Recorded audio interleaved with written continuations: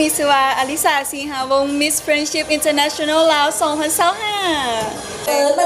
น้องเอกก็รู้สึกดีใจหลายๆแล้วก็เป็นเกียรติหลายๆสำหรับตำแหน่ง Miss Friendship ลาวประจำปี2025ก่อนอื่นเลยก็ต้องขอบใจทั้งเมติมแล้วก็ทีมงานทุกๆคนเลยที่ว่าคอยซัพพอร์ตแล้วก็เห็นในความสามารถศักยภาพของน้องเรื่องที่จะแต่งตั้งน้องไปประกวดต่ออยู่ในประเทศจีนรู้สึกว่ารู้สึกตื่นเต้นจนบูฮู้สิว่าอย่างเลยตอนนี้แต่ว่าตื่นตันหลายๆขอบใจทุกๆคนหลายๆที่ซัพพอร์ตและเห็นถึงความสามารถของน้องมีซ่ายังบ่ออกเนาะเพราะกำลังเรียนมีซ่าอยู่นะตอนนี้แต่ว่าคิดว่าคาดเดาประมาณวันที่20เดือน10เวทีเฟรนชิพคือว่าเนาะสื่อก็คือว่าเฟรนชิพก็คือเวทีนางงามมิตรภาพคนจะว่าถึงมิตรภาพแล้วก็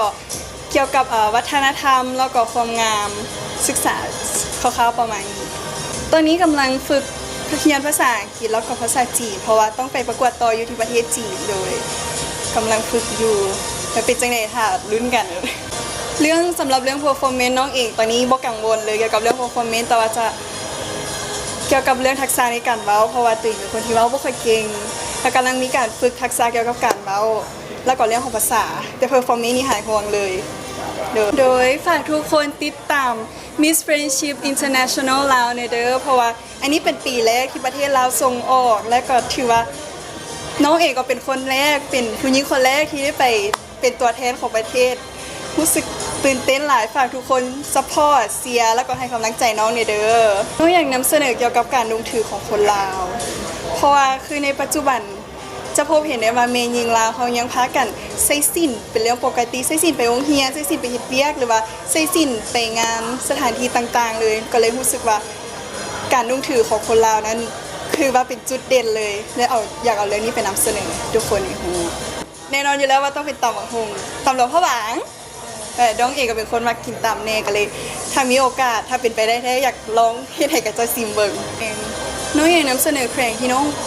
ได้ไปกับกองประกวดมิสเอิร์ธก็คือแข่งขมวนอยู่ที่ภูผามานรู้สึกว่ามันเป็นสถานที่ท่องเที่ยวที่แบบมีหลากหลายบนเที่ยวแล้วก็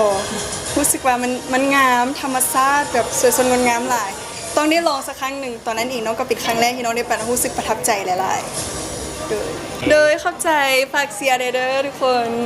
บ๊ายบายดาวโฮมอสังหาริมทรัพย์ห้องเสื้อไมสไตล์เมนโฟลเดอร์คำเผาสังใดเดอะบาร์เบอร์ลาวมิสเตอร์ลาววีแค่สมสกัดเพื่อสุขภาพ